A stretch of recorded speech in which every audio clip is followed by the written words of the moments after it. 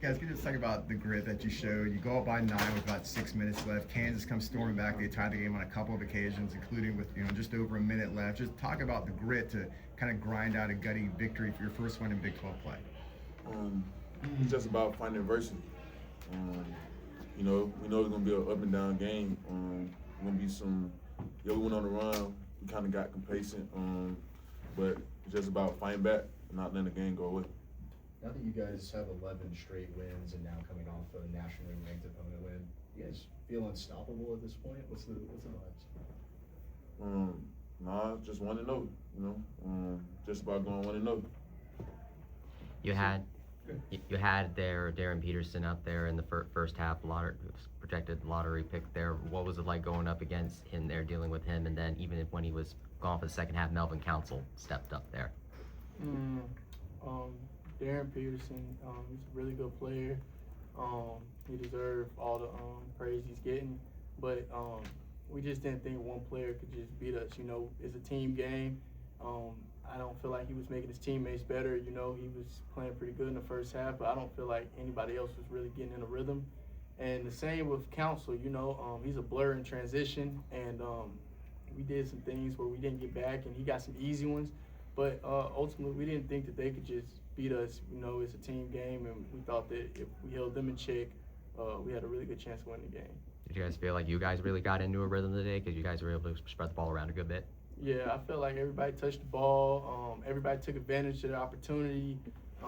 Mike, when he's in a post, it's a tough cover. So I think that we just did a good job of sharing the ball and just taking really good shots. So something that really shows up in the stat sheet, you only had 6 turnovers. Talk about that. Yeah, coach is big on that. He tried to give us 10, but we're trying to be below 10. Just don't turn the ball over. And a team like Kansas, they need those points. They're trying to score in transition. They got Peterson and Council and guys who can really push it. As long as we don't turn the ball over and we don't beat ourselves, it's gonna be tough for them.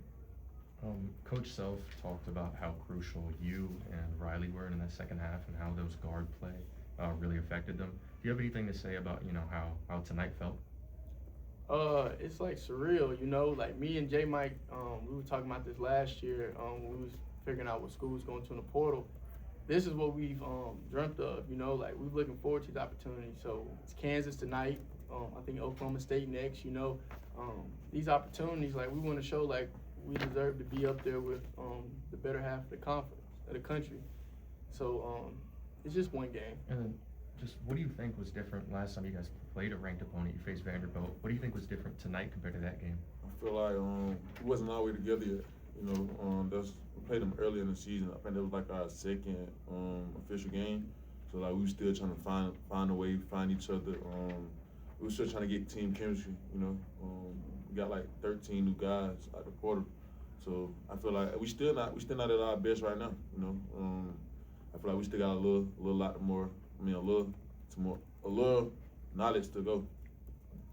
Jamichael, with a buzzer went off, it looked like you were pretty much ready for the student section to come at you. So tell us about what it was like to be in the middle of the court storming and to kind of embrace it like that.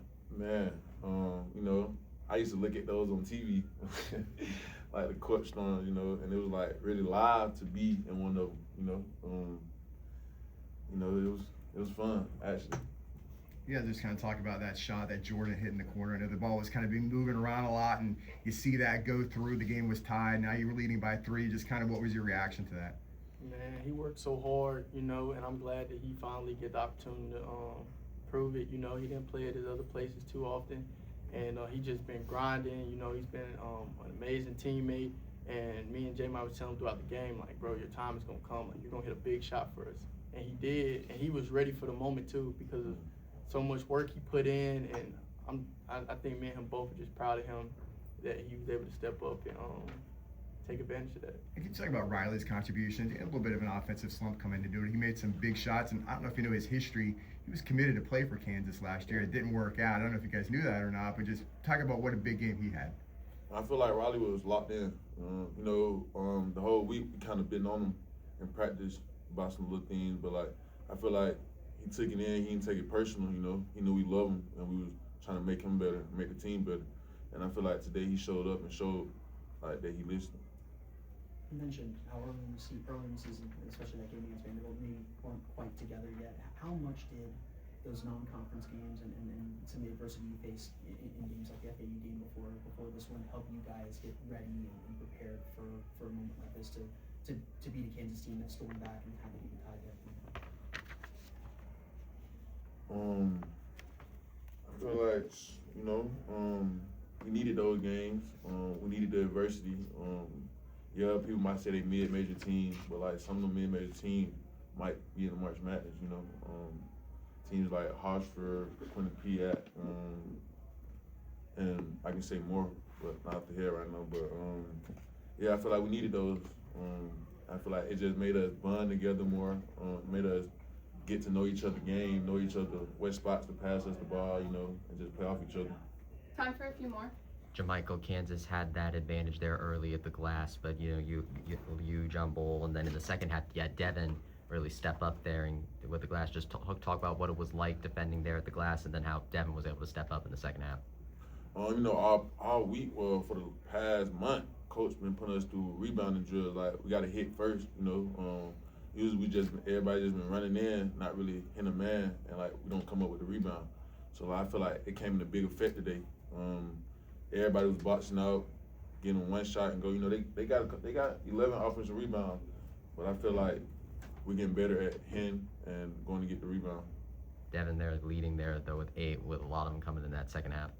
You know, Devin was ready for when his name was called, and he did what Devin do. Last question. This is for both guys. What is a win like this against a team like Kansas? What does this do for you guys moving forward? Going, you know, like you mentioned, going to Oklahoma State, you know, getting into the Big 12 conference and getting into the schedule part of it. What does a win like this really kind of do for you guys? This game over with now. So we on to the next. You know, it's all about going 1-0. We can't just keep this game over our head. You know, we got Oklahoma State. We got other games after that. So you know, it's all about the next play, going 1-0. Thank you, guys. Appreciate it, guys. Thank you.